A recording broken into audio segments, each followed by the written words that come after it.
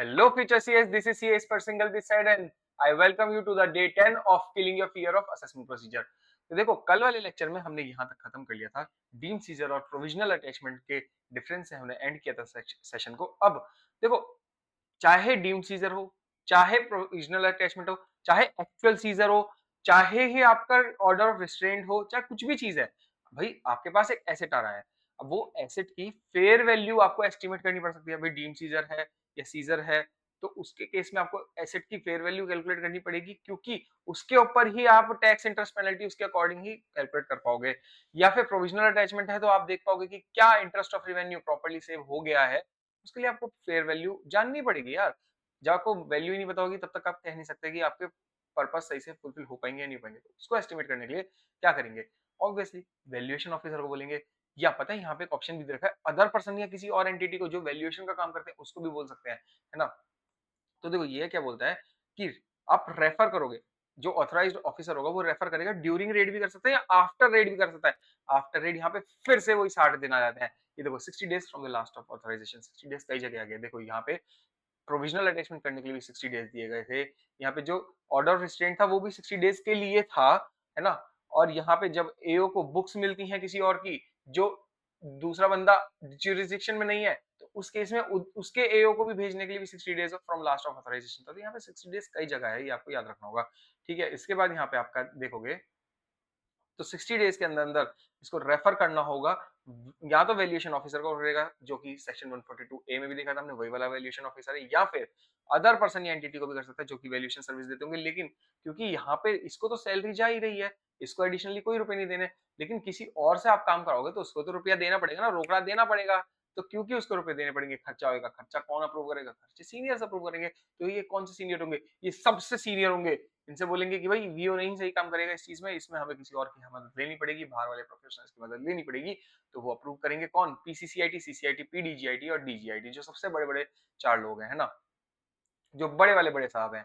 अब ये लोग चाहे दोनों में से किसी को भी आप रेफर करोगे, उनको रिपोर्ट देनी होगी 60 डेज के अंदर अंदर फ्रॉम रेफरेंस डेट, है ना। रेफर करने के लिए भी 60 दिन मिले हैं, उसके बाद और 60 दिन मिले हैं रिपोर्ट बनने के लिए। ठीक है, इसके इसमें एक चीज और ये देखो 60 डेज यहाँ पे पड़ा है। तो अब ये जो वीओ है ना, वैल्यूएशन ऑफिसर जो है, वैल्यूएशन ऑफिसर को हमने जब ऊपर पढ़ा था 142 ए में, उस समय अपन हमने देखा था कि उसको 6 मंथ्स तक का टाइम देता है। एओ जो टाइम देता है वो टाइम में उसे करना होता है, लेकिन जो एओ टाइम दे सकता है वो होता है मैक्सिमम 6 मंथ्स तक दे सकता है।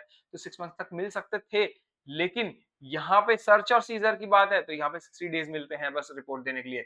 ये रिपोर्ट देने के लिए पहले 6 मंथ दे रहे थे, यहाँ पे 60 डेज क्यों दे रहे हैं, क्योंकि यहाँ सर्च सीजर है, ये बड़ी चीज है। क्योंकि बड़ी चीज है, यहाँ पे थोड़ी सी अर्जेंसी होती है ना, अर्जेंसी होती है क्योंकि यहाँ पे काम की, तो इसलिए 60 डेज दिए गए हैं कि जल्दी जल्दी इस काम को निपटाओ। और यहाँ पे ऊपर 6 मंथ दिए गए थे। आपको मैं रिवाइज करा देता हूँ, यहाँ पे आप आओगे अगर सेक्शन पे 142 में, 142 ए में, ये देखो 142 ए में मैंने बताया था, यहाँ पे जब वैल्यूएशन ऑफिसर को रेफर किया जाएगा तो उसको रिपोर्ट देनी होगी with in time specified by AO. और वो एओ कितना टाइम स्पेसिफाई कर सकता है, 6 months from the end of month, जब रेफरेंस दिया होगा। अब देखो इस केस में क्या, इस केस में तो जब रेफरेंस दिया उसके बाद एंड ऑफ मंथ पे आएंगे, एंड ऑफ मंथ के बाद भी 6 मंथ्स मिलते हैं। लेकिन यहाँ पे हमें रेफरेंस डेट से एंड ऑफ मंथ वगैरह कहीं जाना ही नहीं, रेफरेंस डेट से सीधे 60 डेज दिए गए हैं रेड के केस में। ठीक है, अब ये चीज को आपको ध्यान रखना होगा। इसके बाद हम आते हैं अगर, तो देखो अब एक चीज बताइए, ये सब रेड वगैरह हो रही है जब, तो जरूरी है एसएससी कोऑपरेट करेगा, एसएससी कहेगा हाँ आ जाओ आइए, आपका इंतजार नहीं भी रहा तो भी भाई वो लड़ेगा, कहेगा नहीं नहीं नहीं नहीं, मेरी रेड मत करो, ये वो बहुत हजारों रीजन देगा। वो कोऑपरेट नहीं करेगा, अगर घुस भी जाओगे तोड़ फोड़ के तो वो कोऑपरेट नहीं कर पाएगा, करवाएगा। उसको कोऑपरेट कराने के लिए जोर जबरदस्ती करनी पड़ेगी, और वो फोर्स करने के लिए, वो जोर जबरदस्ती करने के लिए इनकम टैक्स ऑफिसर थोड़ी ना, या जो ऑथराइज्ड ऑफिसर है इनकम टैक्स डिपार्टमेंट से गया है, वो थोड़ी ना ये काम करेगा। उसका काम तो असेसमेंट करना, सर्च सीजर करना उस समय पे ये है, वो ये काम नहीं करेगा। वो कोऑपरेट करवाने के लिए उसको मार पीट करके, डंडे मार के, चेन मार के, कुछ भी करके, भाई उसको थर्ड डिग्री टॉर्चर वगैरह कुछ नहीं, इतना तो वैसे पुलिस भी नहीं करती। मैं बोलने वाला था कि बस पुलिस कर सकती है। देखो ये काम पुलिस का है, अगर सामने वाले को किसी चीज के लिए फोर्स करना है वो पुलिस का काम है यार, इस चीज का ये इनकम टैक्स वाला नहीं करेगा, पुलिस या फिर तो सीजी का कोई और ऑफिसर भी ये काम कर सकता है, जैसे भी रिक्वायर्ड होगा। अब अगर मान लो ये रिक्वायर्ड है, क्योंकि एसएससी कोऑपरेट नहीं कर रहा, इन लोगों की जरूरत पड़ रही है, तो इन लोगों की जब जरूरत पड़ रही है, अब ऑथराइज्ड ऑफिसर कॉल करके किसी पुलिस वाले को बोलेगा कि सर आ जाइए यहाँ पे, यहाँ रेड करवा दीजिए हमारे साथ, ये लोग कोऑपरेट नहीं कर रहे हैं। तो पुलिस क्या तुरंत आ जाएगी? आपको पता है पुलिस कैसी होती है ना। मैं ज्यादा बोल नहीं रहा हूँ क्योंकि गलत सी ये वैसे ये मेरी वीडियोस कोई देख नहीं रहा है, पुलिस वाला भी कहाँ ही देखेगा, क्यों मेरे घर पे आके कहेगा कि भाई तुम मेरे हमारी बेइज्जती कर रहे हो। लेकिन छोड़ो, जाने दो। मतलब पुलिस वाले नहीं आते, ये आपको पता है, वो ढीले करते हैं, वो नहीं आएंगे तुरंत से, और ये रेड नहीं हो पाएगी इस तरह से एकदम से। तो पुलिस वाले कब काम करते हैं? जब किसी वीआईपी का कॉल आ जाए, जब किसी बड़े लोगों का कॉल आ जाए। बड़े लोग कौन? भाई यहाँ पे बहुत ज्यादा बड़े लोग चाहिए यार, सबसे बड़े लोग। कौन सबसे बड़े लोग? असेसमेंट विंग के पीसीसीआईटी और सीसीआईटी, जो सबसे बड़े लोग हैं, उनका अप्रूवल। यानी कि इन ये जब बोलेंगे, इनका जब ऑर्डर आएगा कि भाई पुलिस वालों के पास या अदर सीजी ऑफिशियल के पास अभी जाओ और रेड करवा के आओ, तो वो तुरंत जाएंगे। तो याद रखने के लिए भी यही ट्रिक है कि भाई ये यही दोनों का अप्रूवल क्यों चाहिए, यहाँ पे ज्यादा लोग क्यों नहीं है, जैसे कि हर जगह 4-4 जने तो कम से कम होते ही हैं, है ना? तो क्योंकि सबसे बड़े का अप्रूवल चाहिए होगा, छोटे लोगों के बोलने पे एकदम काम नहीं होगा, ठीक है? इसके बाद क्या होता है, यहाँ पे हमारे पास कुछ फाइंडिंग्स आएँगी। जब ये रेड करने गए हैं, वहाँ पे फाइंडिंग्स आएँगी, ऑब्वियसली कुछ ढूँढने गए हैं। क्या मिलेगा? एसेट मिलेंगे या बुक्स ऑफ अकाउंट्स मिलेंगे। तो जो भी एसेट्स या बुक्स ऑफ अकाउंट्स या डॉक्यूमेंट्स मिलेंगे, प्रिज्यूम किया जाएगा, यानी कि पहले से ही असम्पशन बना ली जाएगी, चाहे उसपे तुम्हारा नाम लिखा हो, ना लिखा हो, कुछ भी नहीं हो, तभी भी माना जाएगा कि ये जो है बिलॉन्ग करते हैं सच पर्सन, यानी कि जिसके पास रेड करने गए हो, जिस एसएससी के लिए रेड करने गए हो, उसी एसएससी को बिलॉन्ग करते हैं। और जो ये बुक्स ऑफ अकाउंट्स और डॉक्यूमेंट्स है ना, ये माना जाएगा कि ये ट्रू है। अब जैसे एग्जांपल के लिए मैं बता देता हूँ, जैसे मेरी सिस्टर है, वो भी सीए कर रही है, तो वो सीए इंटर में डीटी पढ़ रही है। अब वो मुझसे डाउट पूछती रहती है कई बार क्वेश्चन की, ये नहीं समझ में आया, वो नहीं आया, तो मैंने उसको मान लो एक क्वेश्चन सॉल्व करके दे दिया एक पेपर पे, और समझा दिया कि ये इनकम आएगी, इसके ऊपर टैक्स लगेगा, और बस वो पेपर ऐसे ही पड़ा हुआ है मेरे पास, है ना? अब वो यहाँ पे पड़ा है, इनकम टैक्स वाले मेरे पास रेड करने आ गए, यार बताओ। अभी तो काम धंधा शुरू ही किया है, कमाई नहीं हो रही है, रेड करने आ गए हैं। अगर वो ऐसे रेड करने आ जाते हैं, तो यहाँ पे उन्हें वो पेपर दिखेगा, ढूंढेंगे, और फिर वो कहेंगे, हैं तुम्हारी इतनी इनकम है, ये तो करोड़ में इनकम है, करोड़ में तुमने टैक्स कैलकुलेट किया है और तुमने इतने करोड़ टैक्स बचाया है। ओ, अरे भाई उन्हें मैं समझाऊंगा कि सर ये क्वेश्चन है, ये मैं नहीं हूँ, ये मेरा इनकम नहीं है, ये क्वेश्चन के बेस पे था, मैं समझा रहा था बस, मैं तो टीचर हूँ ना, आप देखते ही हो, अब तो जानते ही हो, है ना? तो यहाँ पे मैं जब ऐसा फैक्ट दूंगा, बताऊंगा, एविडेंस दूंगा कि अदरवाइज नहीं, ये मेरा नहीं है और ना ही ये सच है, ये जो भी इसमें बुक्स ऑफ अकाउंट्स और डॉक्यूमेंट्स में लिखा हुआ है, तो अगर मैं इसके अपोजिट कोई फैक्ट्स और एविडेंस दे देता हूँ, तब वो मान लेंगे कि ठीक है चलो तुम सही कर रहे हो, वरना जब तक मैं नहीं समझाऊंगा तब तक वो मानेंगे ये बुक्स ऑफ डॉक्यूमेंट्स वगैरह, अकाउंट्स और डॉक्यूमेंट्स ट्रू है। और तो और इस पे कोई साइन हुआ है, अटेस्ट हुआ है, स्टैंप हुआ है, साइन हुआ है या अटेस्ट या स्टैंप हुआ है, तो वो उसी बंदे ने किया है, उसी पर्सन ने किया है जो कि ऑथराइज्ड है ऐसा करने के लिए, यानी कि जो साइनिंग अथॉरिटी थी उसी ने साइन किया है, जिसको अटेस्ट या स्टैंप लगाना था उसी ने ही अटेस्ट या स्टैंप लगाया है। और ये सारी प्रिजम्पशंस रिबटेबल प्रिजम्पशंस हैं। रिबटेबल का मतलब वही है जो मैंने समझाया कि असेसी अगर फैक्ट्स और एविडेंस बता देता है कि नहीं नहीं है, ये प्रिजम्पशंस गलत हैं, तो फिर यस, ये इस प्रिजम्पशन को बैक ऑफ कर दिया जाएगा, यानी कि रिवर्ट कर दिया जाएगा, ठीक है? इसके बाद हम आते हैं यहाँ पे अब एक चीज बताइए, तो फाइंडिंग्स में हो गया, ठीक है? एक तो एसेट और बुक्स ऑफ अकाउंट डॉक्यूमेंट्स जो मिलेंगे उनका, उनके लिए प्रिजम्पशन क्या होगी। अब एसेट जो मिलेंगे बुक्स ऑफ अकाउंट डॉक्यूमेंट से, तो ठीक है तुम इनकम कैलकुलेट वगैरह करोगे, जो एसेट मिलेगी उससे भी करोगे, उसकी वैल्यू पे भी करोगे। लेकिन अब जो एसेट्स मिली, चाहे वो रिक्विजिशन में मिले, चाहे वो सीज्ड में मिले, तो क्या करेंगे उसका?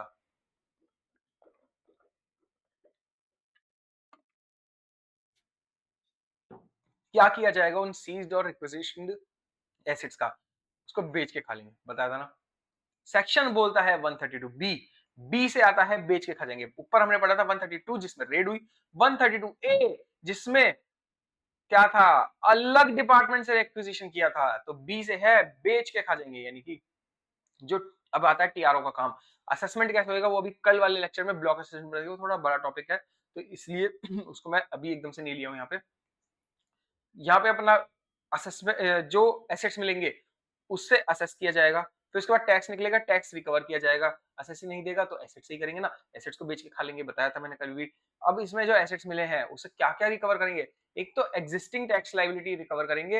एग्जिस्टिंग टैक्स लाइबिलिटी यानी कि जो लास्ट ईयर, अब भाई इस साल रेड करने आए, तो लास्ट ईयर की कोई टैक्स लाइबिलिटी थी, वो कैलकुलेट भी थी, लेकिन मैंने पे नहीं करी है अभी तक, और सामने से डिमांड आती रहती है, मैं पे करता नहीं हूँ, मैं बहुत बदतमीज हूँ, मैं नहीं मतलब असेसी बहुत बदतमीज है, पे नहीं करता है, वो लाइबिलिटी बची हुई है, उसकी एग्जिस्टिंग है ना वो लाइबिलिटी, तो वो रिकवर कर सकता है। अच्छा एक बात बताओ, एडवांस टैक्स भी तो लाइबिलिटी होती है, एडवांस टैक्स की लाइबिलिटी तो हर दिन इंकर होती रहती है, तो हर दिन बढ़ती रहती है, तो क्या एडवांस टैक्स भी देंगे? कब तक का देंगे, कितना देंगे? नहीं, एडवांस टैक्स को बोला नहीं नहीं यार, वो एक्जिस्टिंग लाइबिलिटी नहीं है।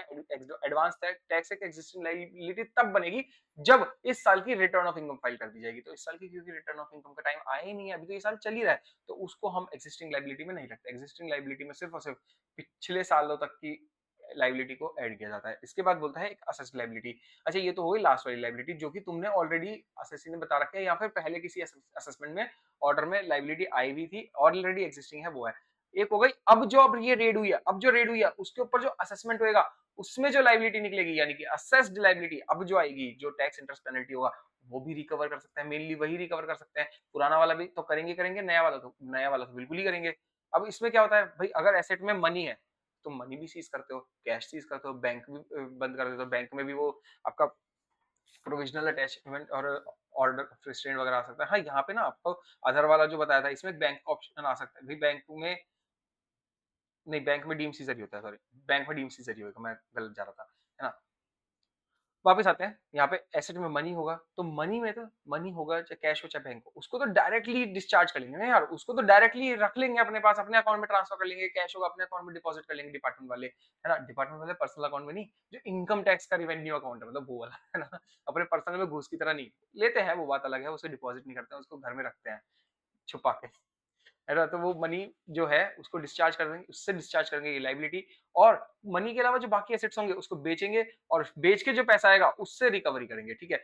उसके बाद रिकवरी करने के बाद भी कुछ तो पैसा बचेगा ना यार, कुछ तो अमाउंट बचेगा, अगर नहीं बचा तो फिर और मांगेंगे, अगर बचती है लाइबिलिटी तो फिर उससे एसएससी कहेंगे भाई यार ले ला के दे भाई, हमें नहीं पता, हमें तो ये टैक्स इंटरेस्ट पेनल्टी चाहिए। लेकिन अगर एसेट्स बचती हैं तो यार एसेट्स वापस करेंगे, ऑब्वियस सी बात है, एसेट्स पे कोई हक डिपार्टमेंट का थोड़ी ना हो गया हमेशा के लिए, एसेट्स वापस कर देंगे टैक्स रिकवर करके। अब जब एसेट्स रिकवर करके वापस एसेट से टैक्स रिकवर करके वापस करेंगे, इसको बोलते हैं रिलीज कर देना, जो सीज किया था उसको रिलीज कर देना, ठीक है। ये कंसेप्ट आपका खत्म हो गया। इसके बाद क्या आता है यहाँ पे, कहते हैं क्या ऐसा कुछ पॉसिबल है, एक बात बताओ, जब ऑथराइज्ड ऑफिसर जो है, अथॉरिटी जो है, वो सीज करने आई है ना, सर्च कर रहे हैं, सीज कर रहे हैं, तो एक तो यहाँ पे डिस्क्लोज्ड एसेट्स पड़ी थी, एक अनडिस्क्लोज्ड एसेट्स पड़ी थी, ये वो सीज करके लेगा, ठीक है, लेकिन डिस्क्लोज भी तो सीज कर सकता है, हो सकता है ना डिस्क्लोज्ड एसेट्स भी सीज हो जाए। यस, ऐसा बिल्कुल पॉसिबल है, क्योंकि ये लिखा, क्या लिखा है, it is possible that authorized authorities seize disclosed assets also. तो फिर क्या करें, अगर उसने डिस्क्लोज एसेट्स ले लिया, डिस्क्लोज एसेट्स क्यों ले जा रहा है, उसमें मैंने ऑलरेडी टैक्स दिया हुआ है, वो मुझे वापस चाहिए, ठीक है। तो वो वापस चाहिए तो असेसी तुम क्या करो, असेसी एक्सप्लेन कर दो इसका नेचर और सोर्स एओ को, ठीक है। एओ को एक्सप्लेन कर दो कि नहीं नहीं यार, ये इसका मैंने नेचर सोर्स बता रखा है ऑलरेडी, आपके पास है ये इनकम, ये एसेट डिस्क्लोज्ड इनकम से खरीदा गया है, इसके ऊपर टैक्स दिया गया है, तो आप प्लीज मुझे वापस दे दीजिए। ऐसे आप एक एप्लीकेशन करोगे जिसमें आप एक्सप्लेन करोगे, ठीक है। अब ये जब एप्लीकेशन करनी है, कब करनी है, जब भी सीज हुआ, जब भी सीज हुआ उसके एंड ऑफ मंथ से 30 दिन के अंदर अंदर, सीज होने के एंड ऑफ मंथ से 30 दिन के अंदर अंदर आप एक्सप्लेन करोगे एओ को, और एओ सेटिस्फाई हो जाना चाहिए। एक कंडीशन है, बहुत अच्छी कंडीशन है, इसके ऊपर एक क्वेश्चन भी है, आज ही डिस्कस करूंगा। उसमें क्या बोलता है, क्वेश्चन में नहीं, यहाँ पे प्रोविजन ही क्या बोल रहा है कि एओ सेटिस्फाई होना चाहिए, अगर वो सेटिस्फाई नहीं होता तो फिर वो एक्सप्लेनेशन वेस्ट है, तो फिर उसको सीज्ड ही रखेंगे अपने पास रखेंगे। अब क्या होएगा, अगर उसने एक्सप्लेन किया, एक असेसी ने एक्सप्लेन किया और एओ सेटिस्फाई हो जाता है एक्सप्लेनेशन से कि हाँ यार ये तो डिस्क्लोज्ड एसेट्स है, तो उसको कैटेगराइज कर दिया जाएगा, उसको बोला जाएगा दिस इज एक्सप्लेन्ड एसेट्स, ठीक है। और इसके अलावा जो भी एसेट्स होंगी, चाहे वो एक्सप्लेन नहीं की और एक्सप्लेन करी और एओ को सही नहीं लगा, तो उसको अनएक्सप्लेन्ड एसेट्स माना जाएगा। इन दोनों के ट्रीटमेंट मैंने एकदम बाइफरकेट करके सही से दिखाया है, यहाँ पे देखोगे एक्सप्लेन्ड एसेट्स के लिए क्या बोला गया, एक्सप्लेन्ड एसेट्स के लिए बोला जाता है, यहाँ पे देखो, एक्सप्लेन्ड एसेट्स के लिए बोला जो लास्ट डेट ऑफ ऑथराइजेशन थी सर्च की, जब भी सर्च खत्म हुई थी उसके 120 दिन के अंदर अंदर, 120 दिन यानी कि मोटा मोटी 3 महीने कह लो, 120 दिन के अंदर अंदर आप रिलीज कर दो, ठीक है, ऐसा बोला गया। एओ सेटिस्फाई हुआ, एओ क्या करेगा, एओ अपने सीनियर को पूछेगा, एओ कहेगा कि सर एसएसएस का एसएससी की एप्लीकेशन आई है, बता रहा है कि ये तो यार एक्सप्लेन्ड है और मुझे भी लग रहा है हाँ एक्सप्लेन्ड है, मैं सेटिस्फाइड हूँ, है ना। तो फिर वो अप्रूवल लेगा इनका, क्यों कि सर मैं वापस दे दूं क्या इनको एसेट्स, फिर ये अप्रूवल क्यों लेगा यार, जब लाए थे तो सीज करने की पावर किसने दी थी, ये बड़े बड़े लोगों ने दी थी। अब बड़े बड़े लोगों में वो 4 और थे, इन्वेस्टिगेशन विंग के, ये असेसमेंट विंग वालों का दिया हुआ है यहाँ पे अप्रूवल, क्यों, क्योंकि इन्वेस्टिगेशन विंग वालों को क्या पता कि वो डिस्क्लोज है या नहीं है, ये इतना थोड़ी ना जानते हैं वो, ये काम तो, ये डॉक्यूमेंट्स तो असेसमेंट वालों के पास होंगे। तो असेसमेंट वालों के जो चारों सीनियर्स हैं, असेसमेंट के जो चारों सीनियर्स है वो ही यहाँ पे अप्रूव कर सकते हैं कि यस एक्सप्लेन्ड एसेट्स है, और उनको भी एक्सप्लेनेशन सही लग रही है एओ के साथ साथ, तो वो कहेंगे ठीक है रिलीज कर दो। लेकिन वो एक चीज कहेंगे कि सुनो एक काम करो यार, इसकी एडजस्ट कर दो एग्जिस्टिंग लाइबिलिटी, एक्जिस्टिंग लाइबिलिटी पे करने में बहुत दिमाग खराब कर रहा है, पे नहीं कर रहा है, तो इसको एडजस्ट करो फिर वापस दो, ठीक है। तो वो एडजस्ट करेंगे एक्जिस्टिंग लाइबिलिटी और फिर रिलीज कर देंगे, ठीक है। और ये रिलीज कब तक करना होगा, ये सारा प्रोसेस करना होगा 120 days, within 120 days of last date of authorization, ठीक है। हाँ जी ठीक है। इसके बाद अनएक्सप्लेन्ड एसेट्स जो हुई, अब अनएक्सप्लेन्ड एसेट्स का क्या होगा, उसको भी रिलीज तो करोगे यार, ऐसा तो है नहीं। यहाँ क्या देखा था, यहाँ देखा था ना, एसेट से बेच के रिकवर करोगे और जो बची हुई होगी, जब बचेगा लायबिलिटी रिकवर करने के बाद, वो तो रिलीज करोगे ही करोगे। तो बेसिकली यही है, अनएक्सप्लेन्ड एसेट्स को भी रिलीज तो करना है, लेकिन ये कब रिलीज करोगे, इसको 120 दिन के अंदर रिलीज करना जरूरी नहीं है। इसकी लिमिटेशन है कि कंप्लीट हो जाएगा जब असेसमेंट, जब भी असेसमेंट कंप्लीट हो जाएगा उसके बाद रिलीज कर दोगे, ठीक है। और तो और पता है क्या, और तो और पता है क्या, एक तो आप एसेट्स रिलीज कर सकते हो, मतलब कर सकते हो इन द सेंस करोगे। एसेट्स में आपका एक तो होगा मनी, और एक उसके अलावा अदर्स हो सकते हैं, जैसे गोल्ड वगैरह हो गया, या चलो कोई भी चीज हो गई, कुछ भी चीज हो गई, अदर्स हो सकती है, ज्वेलरी हो गई, कुछ भी हो सकता है आपका, वर्चुअल डिजिटल एसेट्स हो गए, शेयर्स वगैरह, कुछ भी चीज हो सकती है। लेकिन अगर मनी है, तो मनी के ऊपर तो एक इंटरेस्ट भी मिलता है ना यार। अगर आप मनी जब्त कर रहे हो किसी का और वो वापस कर रहे हो, तो इंटरेस्ट देना चाहिए, बिल्कुल देना चाहिए, तो ये देंगे। इंटरेस्ट पे किया जाएगा रिटर्न मनी पे, ठीक है। जो भी रिलीज कर रहे हो, जो भी रिटर्न कर रहे हो, उसमें जो मनी रिलीज कर रहे हो, मनी दे रहे हो, सिर्फ पैसे, सिर्फ पैसों पे इंटरेस्ट दिया जाएगा, बाकी किसी एसेट पे नहीं दिया जाएगा। तो यानी कि क्या हुआ, मनी कौन कहां से आएगा, एक तो पैसा आएगा जो सीज किया था वो, एक पैसा आएगा सेल करके जो अदर एसेट्स को सेल किया वो, ये दोनों पैसा है। इतने रुपए हमारे पास आए हैं, इन्हें ऐड कर लेंगे, और इसमें से क्या गया वापस देने के लिए, क्या क्या बचेगा, इसमें से जो एक्सप्लेन मनी है हमने ऑलरेडी दे दिया है 120 दिन के अंदर, अगर अगर कोई एक्सप्लेन मनी ऑलरेडी दे दिया है तो वो निकाल देंगे, क्योंकि वो तो हम वापस असेसमेंट के बाद वो थोड़ी ना वापस कर रहे हैं, है ना। एक्सप्लेन वाला हम पहले ही कर चुके हैं, तो एक्सप्लेन वाले को निकाल देंगे। इसके बाद लाइबिलिटी एडजस्ट करेंगे, यार जो हमें देना ही नहीं है, जिस चीज के लिए, जिस लाइबिलिटी को एडजस्ट करने के लिए, जिस लाइबिलिटी को कैलकुलेट और एडजस्ट करने के लिए हम ये पूरी प्रोसेस कर रहे थे ट्रेड की, वो ही हमारा जो पर्पज है मीट नहीं हो पाएगा अगर हम ये एडजस्ट नहीं करेंगे। तो हम इसलिए ये पैसा तो रखेंगे ही, जो भी पैसा मिला था और बेच के रखा था तो उससे एडजस्ट तो करेंगे, लाइबिलिटी एडजस्ट करेंगे, बचा हुआ पैसा वापस करेंगे, ठीक है। तो रिटर्न जो मनी करेंगे वो ये करेंगे, ये कैलकुलेशन मैंने क्वेश्चन बेस्ड दी है, अगर कभी क्वेश्चन आएगा तो उसमें इस तरह से सॉल्व करोगे तो आराम से इजीली सॉल्व हो जाएगा, ठीक है। जो पैसा वापस करोगे, रिफंड पे कितना इंटरेस्ट मिलता है, जो भी पैसा वापस करते हो तो 0.5 पर मंथ और पार्ट ऑफ मंथ, तो यहाँ भी यही है। जब आईटीआर में रिफंड पे भी इतना ही देते हैं, तो डिपार्टमेंट तो हमेशा इतना ही इंटरेस्ट देगा, 0.5 पर मंथ और पार्ट ऑफ मंथ इतना देगा। कब तक का देगा, कितना देगा, कब से देगा, इसका भी पीरियड है। क्या बोलता है, लास्ट डेट ऑफ ऑथराइजेशन से 120 दिन के अंदर अंदर, तो अगर वापस हो गया, सारे एसेट्स रिलीज हो गए, तो कोई इंटरेस्ट नहीं देंगे। 120 दिन खत्म हो गए, उसके बाद जब तक असेसमेंट खत्म हुआ, जब तक असेसमेंट खत्म हुआ तब तक के इस पीरियड के लिए आपको इंटरेस्ट मिल जाएगा, ठीक है। अब 120 दिन के लिए क्यों नहीं दे रहे, क्योंकि यार एक चीज देखो, 120 दिन यहाँ भी दिए थे, अगर ये यहाँ अनएक्सप्लेन्ड में कहते हैं कि यार 120 दिन के अंदर अंदर वापस, मतलब 120 दिन वाले पीरियड में भी आपको इंटरेस्ट मिलेगा, अगर यहाँ पे ये कहते हैं, तो फिर एसएससी कहेगा कि यहाँ भी मुझे इंटरेस्ट दो, इसमें भी दो मुझे इंटरेस्ट। तो भाई हर जगह उसको इंटरेस्ट नहीं देना, इसलिए उन्होंने कहा कि 120 दिन तक तो हम इंटरेस्ट दे ही नहीं रहे, भाड़ में जाओ, उसके बाद ही हम देंगे, वो भी सिर्फ 0.5% और पार्ट ऑफ मंथ के लिए, और वो भी सिर्फ असेसमेंट खत्म होने तक। असेसमेंट खत्म होने के बाद आपको कोई इंटरेस्ट नहीं मिलेगा। इसके बाद एक केस लॉ होता है इसी के ऊपर, ये कंसेप्ट हमारा खत्म हो गया, बस इसके ऊपर एक केस लॉ होता है, और फिर ये आज का कंसेप्ट पूरा खत्म हो जाएगा, इतनी जल्दी हो जाएगा। हाँ, इसमें क्या बोलता है, हेमंत कुमार सिंधी एंड अदर का है केस लॉ। इसमें हुआ क्या था, गोल्ड बार थी, हेमंत कुमार सिंधी के ऊपर रेड हुई, उसमें इसकी गोल्ड बार सीज कर ली गई, क्योंकि वो अनडिस्क्लोज थी। अब उसने अनडिस्क्लोज थी, तो उसने कहा कि चलो मैं डिस्क्लोज कर देता हूँ, आप ले गए, आप सीज करके ले गए, ठीक है। हेमंत ने बोला कि एओ को, भाई आप ले गए हो ठीक है, लेकिन मैं अब डिस्क्लोज कर रहा हूँ, मैं कह रहा हूँ कि हाँ ये अनडिस्क्लोज थी, तो मैं अब डिस्क्लोज कर रहा हूँ कि ठीक है इस पे इतना टैक्स ले लो, ये मेरी इनकम थी, इस पे तो टैक्स ले लो, वो टैक्स रिकवर भी कर लो, बेच लो, या उतनी वैल्यू का सोना काट के दे दो, मुझे जो भी करना करके दे दो, भैया मेरे को बचा हुआ सोना वापस दे दो। तो एओ पूछता है, दे ही देंगे ना तुझे वापस, तो टैक्स हम कैलकुलेट करेंगे, रिकवर करके वापस दे ही देंगे, क्या जल्दी है, पेनल्टी हमें जो लगानी है वो लगेगी लगेगी। वो कहते हैं पेनल्टी ले लो, मुझे कोई दिक्कत नहीं है, लेकिन अभी आप असेसमेंट करोगे, अभी आप असेसमेंट करके फिर उसके बाद मुझे वापस दोगे, तो तब तक का तो मेरा इंटरेस्ट बढ़ जाएगा ना, मेरे को इंटरेस्ट पे करना पड़ेगा, है ना। आप इंटरेस्ट ज्यादा से ज्यादा लोगे, तो मैं वो इंटरेस्ट बचाना चाह रहा हूँ, मैं चाह रहा हूँ आज ही, अभी आप लेके गए थे 2-4 दिन पहले, 2-4 दिन पहले लेके गए थे, आज ही मैं कह रहा हूँ कि यार इस पे टैक्स ले लो, रिकवर करो और बचाओ, मुझे वापस दे दो ना सर, वापस कर दो, मेरा इंटरेस्ट तो बचेगा, कम से कम कुछ तो पैसा बचेगा। ये कंजूसी डिपार्टमेंट ने करने नहीं दी। वो क्या बोलता है, प्रोविजन बहुत डिटेल में पढ़ोगे तो वो बोलता है कि एक्सप्लेन्ड एसेट्स को तो आप एग्जिस्टिंग लायबिलिटी से एडजस्ट करोगे।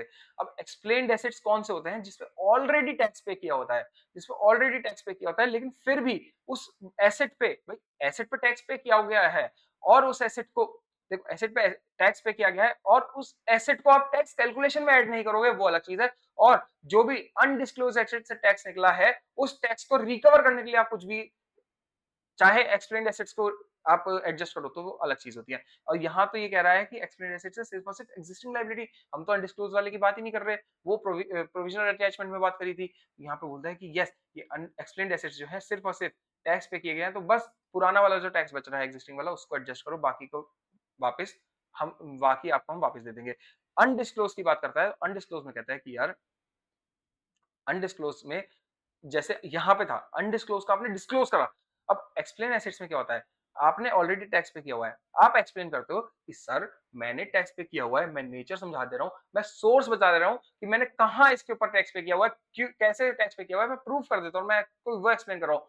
ये एक्सप्लेन कर रहे हैं कि यस, इस एक्सप्लेन एसेट्स में टैक्स पे किया हुआ है, ये एक्सप्लेन कर रहे हो। यहाँ पे आप कह रहे हो कि हाँ मैंने टैक्स नहीं पे किया गया, यहाँ पे था कि टैक्स वॉज पेड, ये पास्ट की बात है, टैक्स वॉज पेड, वो एक्सप्लेन कर रहे हो। यहाँ कह रहे हो टैक्स नहीं पे हुआ, तो ये मैं कह रहा हूँ I am paying the tax, I am disclosing, तो ये फ्यूचर की बात कर रहा है, ये प्रेजेंट और फ्यूचर की बात कर रहा है। तो यहाँ पे टेंसेस का फर्क होने की वजह से क्या हो जाता है कि अनडिस्क्लोज एसेट्स जो है वो आप एक्सप्लेन नहीं कर रहे हो, उसमें आप नेचर सोर्स एक्सप्लेन नहीं कर रहे हो, उसमें आप कह रहे हो कि यार मैं तो अब डिस्क्लोज कर रहा हूँ, टैक्स ले लो। यार जो भी अनडिस्क्लोज एसेट्स है ना, आप कितना डिस्क्लोज कर लो, उससे एग्जिस्टिंग लायबिलिटी भी शट ऑफ की जाएगी, और तो और आपकी असेस्ड लायबिलिटी भी एडजस्ट की जाएगी। तो असेस्ड लायबिलिटी कब आएगी? यार असेस्ड लायबिलिटी तभी आएगी ना जब असेसमेंट करने दोगे, तो असेसमेंट खत्म होएगा जब, उसके बाद ही आएगी असेस्ड लायबिलिटी। तो फिर जब असेस्ड लायबिलिटी आ जाएगी, उसके बाद एडजस्ट करके वापस दे देंगे, ठीक है, कर लो डिस्क्लोज जितना करना है। तो ये कंक्लूजन आया कि बार्स जो है रिटर्न तभी होगी जब कंप्लीट हो जाएगा असेसमेंट, उसके बाद ही हो पाएगी, ठीक है। और ये केस लॉ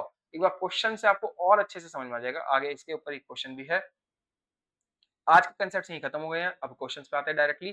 देखो क्वेश्चन में सबसे पहले क्या कहता है, कैश है 25 लाख रुपए का, वो सीज कर दिया गया है इस डेट पे, सर्च के दौरान। असेसी ने एप्लीकेशन कर दी इस दिन पे। अब ये देखो इसके एंड ऑफ मंथ पे आएंगे, तो एंड ऑफ मंथ के बाद फिर 30 दिन देखेंगे, तो 30th ऑफ अक्टूबर तक कर सकता था, 27 अक्टूबर को कर दिया, तो ठीक है, एप्लीकेशन की टाइमिंग सही है। एक्सप्लेन कर दिया इसने सोर्स, और तो और उसने ये जो सोर्स है, ये एक्सप्लेन किया जब सोर्स, तो इसकी एप्लीकेशन को टर्न डाउन कर दिया डिपार्टमेंट ने कहा भाड़ में जा, अरे क्या कर सकता है टर्न डाउन? तो एक बार पढ़ लेते हैं, प्रोविजन आप याद करो। यहाँ पे बोलता है कि क्या डिपार्टमेंट विद होल्ड कर सकता है एक्सप्लेन मनी को, और अगर हाँ तो कब तक, कितना, कितना और कब तक, ठीक है। तो 132 बी बेच के खाने वाली बातें कर रहे हैं। तो 132 बी में क्या होता है, यहाँ पे एप्लीकेशन देते हैं 30 डेज में, end of month off season में, जो कि दिया है, सेटिस्फेक्शन ऑफ एओ तक देना होता है। एक कंडीशन ये रही, सेटिस्फेक्शन ऑफ एओ, अगर एओ सेटिस्फाइड है तो फिर तो उसको रिलीज करना पड़ेगा, तो वो एक्सप्लेन मनी माना जाएगा, और अगर एओ सेटिस्फाइड ही नहीं है तो एक्सप्लेन मनी नहीं माना जाएगा, तो रिलीज करने की कोई लायबिलिटी एकदम से आती नहीं कि अभी रिलीज करना है, वो असेसमेंट करो उसके बाद रिलीज होएगा, ठीक है। तो यहाँ पे बोलता है सेटिस्फाई हो जाना चाहिए एओ, और इन चारों के अप्रूवल के बाद ही वो एग्जिस्टिंग लायबिलिटी को एडजस्ट करके 120 दिन from the last of authorization के अंदर अंदर वापस करेगा। इस केस में क्या हुआ, एप्लीकेशन दी गई है एओ को विद इन 30 डेज, बिल्कुल सही टाइम पे दी गई है, डिपार्टमेंट ने रिटेन किया, डिपार्टमेंट क्या रिटेन कर सकता है, सिर्फ और सिर्फ एग्जिस्टिंग लायबिलिटी रिटेन कर सकता है, बैलेंस उसको वापस करना होगा 120 डेज के अंदर अंदर फ्रॉम लास्ट ऑफ ऑथराइजेशन। अब एक नोट दिया है, क्या दिया है, ये बोला है कि अगर एक्सप्लेन मनी बनता है वो, तो फिर उस केस में 120 दिन के अंदर अंदर वापस देना है, और जो रख सकते हो, जो आंसर दिए थे ना यहाँ पे देखो, क्या विदहोल्ड कर सकता है, तो कहता है नहीं, विदो एक्सप्लेन मनी को तो विदहोल्ड नहीं कर सकता, लेकिन अगर एओ सेटिस्फाइड ही नहीं है, एओ सेटिस्फाइड ही नहीं है तो एक्सप्लेन मनी नहीं बनता। अगर एक्सप्लेन मनी नहीं बनता तो यस, फिर तो रिटेन कर सकता है। अगर हाँ रिटेन कर सकता है, तो अगर वो एक्सप्लेन मनी है तो कितना रिटेन कर सकता है, जितना एग्जिस्टिंग लायबिलिटी है उतना ही रिटेन कर सकता है, और कितने पीरियड तक कर सकता है, 120 डेज तक कर सकता है। और अगर वो एक्सप्लेन लायबिलिटी है ही नहीं, एक्सप्लेन मनी नहीं है, तो फिर ये बात ही नहीं आती, ये क्वेश्चन ही नहीं आता, ठीक है। यही यहाँ पे बोलता है नोट में, नोट में क्या बोलता है, एक कंडीशन ये है कि सेटिस्फाई हो जाना चाहिए एओ, और वो एप्लीकेशन टर्न डाउन करी गई है, अगर उसका रीजन, टर्न डाउन करने का रीजन ये है कि एओ सेटिस्फाई नहीं हुआ है तुम्हारी एसएससी की एक्सप्लेनेशन से, तो फिर एसेट को रिलीज नहीं किया जाएगा, वो उसको कर नहीं सकता है वो रिलीज, ठीक है। इसके बाद दिखाता है कि बिजनेस प्रेमाइसेस है राम भरोसे लिमिटेड के, उसके और उसके 2 डायरेक्टर का रेजिडेंस को सर्च किया गया है, ठीक है, डीडीआई यानी कि दिल्ली में सर्च हुआ है, अगस्त में हुई है, ठीक है। अब क्या होता है वहां पे, क्या क्या मिलता है वहां पे, पेपर्स मिलते हैं कुछ। अब ये जो पेपर्स मिलते हैं, ये कहाँ रखे थे, ड्रॉर में रखे थे अकाउंटेंट की, और ये पेपर्स किसी और, देखो राम भरोसे एसएससी है जिसकी सर्च हुई है, और ये किसी और के पेपर्स हैं, श्री कृष्णा लिमिटेड के पेपर्स हैं। अब इनके साथ बहुत सारी बिजनेस ट्रांजेक्शन थी, लेकिन जो भी ट्रांजेक्शन लिखी थी ना उसमें, उसमें राम भरोसे लिमिटेड का यानी कि जो एसएससी था यहाँ पे, उसका कोई भी डायरेक्ट या इनडायरेक्ट कनेक्शन है ही नहीं, कुछ कनेक्शन नहीं है। तो अब इस पे क्वेश्चन क्या पूछा जाता है कि क्या एक्शन लेना होगा इस पेपर्स के अगेंस्ट पे, इन पेपर्स के अगेंस्ट क्या एक्शन लेंगे? देखो डीडीआई जो है, एक बात बताओ, ये जो श्री कृष्णा लिमिटेड था ना, ये मुंबई का है, तो डीडीआई तो दिल्ली की है, इसका कोई ज्यूरिसडिक्शन है ही नहीं मुंबई के ऊपर, मुंबई वाले एसएससी के ऊपर। तो क्या होगा, जब दूसरे ज्यूरिसडिक्शन वाले पर्सन का आपके पास डॉक्यूमेंट्स आ गए हैं, तो आपको उस ज्यूरिसडिक्शन के एओ को भेजना पड़ेगा, कब तक? 60 days from last date of authorization. तो यही बोलता है यहाँ पे कि हैंड ओवर करना होगा उस ज्यूरिसडिक्शन के एओ को within 60 days from last of authorization. ठीक है, अगला क्या पूछता है, कहता है ज्वेलरी मिली है 5 लाख रुपए की बेडरूम से एक डायरेक्टर के, जो वो क्लेम कर रहा है कि ये तो मैरिड डॉटर की है, ये तो मेरी है भी नहीं, ये तो शादीशुदा डॉटर है मेरी, उसकी है। तो ये जो कंटेंशन है डायरेक्टर का, वो माना ही नहीं जाएगा। एक बात बताओ, प्रिजम्पशन पड़ी ना जी, कि रिबटेबल प्रिजम्पशन थी वैसे तो, लेकिन अभी इसमें कुछ प्रूफ वगैरह का नहीं बोला है, तो यहाँ पे क्या मानेंगे हम कि अभी तक भी हम प्रिज्यूम करेंगे कि ये जो गोल्ड मिला है, ये जो गोल्ड मिला है ये डायरेक्टर का है, ये तुम्हारी बेटी का नहीं है, तुम झूठ बोल रहे हो। तो यही माना जाएगा, प्रिज्यूम यही करा जाएगा कि ये बिलोंग करता है दैट पर्सन यानी कि डायरेक्टर को ही। ठीक है, इसके बाद यहाँ पे बोलता है पेपर्स जो है कुछ मिले हैं जिसपे ट्रांजैक्शन दिख रही है इनकम एंड एक्सपेंसेस की, जिसका डायरेक्ट नेक्सस है कंपनी के साथ, और डायरेक्टर एडमिट भी करता है कि हाँ ये ट्रांजैक्शंस रिकॉर्ड नहीं करी गई हैं बुक्स में। तो अब क्या होएगा, अब देखो यहाँ पे क्वेश्चन था कंटेंशन डायरेक्टर का एक्सेप्टेबल है नहीं है, वो मैंने बता दिया कि नहीं, वो एक्सेप्टेबल नहीं होगा क्योंकि प्रेज्यूम किया जाएगा उसी का। यहाँ पे तीसरे वाले के लिए क्या बोलता है, तीसरा वाला अभी जो पढ़ा था ये हमने कि ट्रांजैक्शन है इनकम एक्सपेंस की इसकी जो कि बुक्स में नहीं है, तो इसमें क्या प्रिजम्पशन मानी जाएगी, ट्रांजैक्शन जो रिकॉर्ड नहीं है उसके लिए बोला जाएगा कि हाँ अगर ये रिकॉर्डेड नहीं भी है, तुम कह रहे हो कि यार ये तो रिकॉर्डेड ही नहीं है, रिकॉर्डेड होती तो ये कंपनी की मानोगे, नहीं हम ऐसा नहीं करेंगे। हम कहेंगे कि यार अगर ये यहाँ पे मिली है तो हम फिलहाल बिलीव करेंगे और हम फिलहाल प्रिज्यूम करेंगे कि ये ट्रांजैक्शंस बिलोंग करती है कंपनी को, और ये एकदम ट्रू ट्रांजैक्शंस हैं, और तो और ये जिसकी राइटिंग में लिखी है वो उसी की राइटिंग में लिखी है जिस पर्सन को ये लिखना चाहिए था, जिसकी राइटिंग होनी चाहिए थी उसी के में लिखी है। इसके बाद ये वाला क्वेश्चन जो है ना, आप देखोगे इसमें, आप एक बार पढ़ोगे तो ये सिर्फ और सिर्फ प्रोविजन लिखा हुआ है इसमें। इसमें आपका सीज्ड एसेट से रिलेटेड यहाँ पे आपका 132 बी का प्रोविजन लिखा है, कोई एनालिसिस नहीं है, तो इसमें मैं क्या ही रीड कराऊं, दोबारा एक बार कर लेना रीड प्रोविजन को। ठीक है, इसके बाद ये वाला क्वेश्चन ये ब्लॉक असेसमेंट के ऊपर है, ये कल ब्लॉक असेसमेंट हो जाएगा, उसके बाद मैं करा दूंगा आपको 37 क्वेश्चन नंबर।